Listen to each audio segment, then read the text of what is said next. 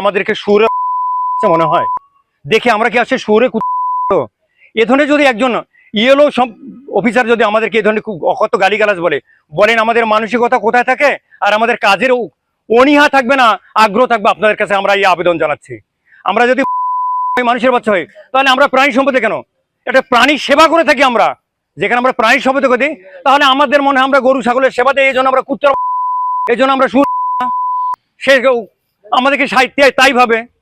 আমি Mohammad Belal Hossain Chowdhury, AI technician, DLS সরকারি, Lohanipara union, সরকার বাজার পয়েন্ট। আমরা বিগত মাসের ন্যায় প্রতি মাসে আমরা রিপোর্ট দেই। আমাদের যে একটা সিমেন্ট এডি অফিস থেকে, রংপুর এডি অফিস থেকে সরবরাহ আমরা করে থাকি। এটার প্রতি মাসেই 12 থেকে 14 তারিখে আমরা আমাদের বদরগঞ্জ উপজেলা প্রাণী সম্পদ দপ্তরে আমাদের সেই সিমেন্টের টাকাগুলো আমরা পরিশোধ করে থাকি। এখানে ট্রেজারির মাধ্যমে চলে যায়।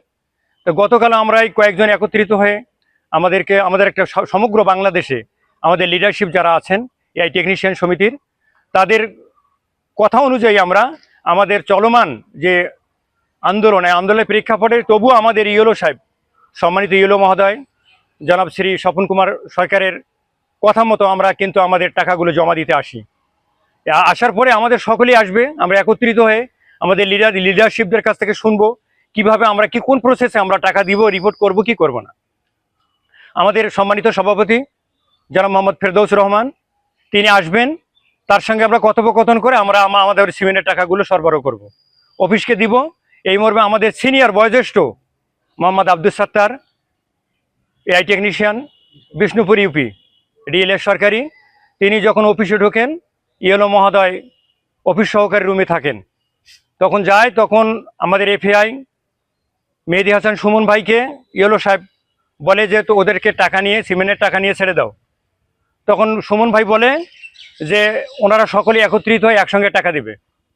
এর মধ্যেই সাত্তার ভাইকে দেখে ক্ষিপ্ত হয়ে উপজেলা প্রাণী সম্পদ দপ্তরের সম্মানিত ইয়েলো মহোদয় ক্ষিপ্ত হয়ে বলে, সুরের কুত্তার, এরা কি পেয়েছে, ওদের বাবার সিমেন্ট নাকি, ওদের আমি চাকর নাকি যে ওদের কাছ থেকে বারবার আমাকে টাকা চেয়ে নিতে হবে, আমি ওদের চাকরি করি, আমি নাকি শহরের, আমি নাকি কুত্তার।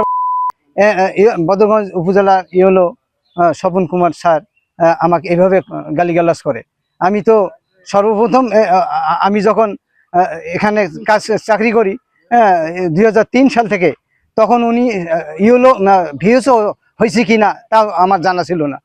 অথচ আমার চাকরি জীবনের শেষ বয়সে আমাকে এই কথাগুলা ইয়েলো স্বপন কুমার স্যারের মুখ থেকে শুনতে হলো।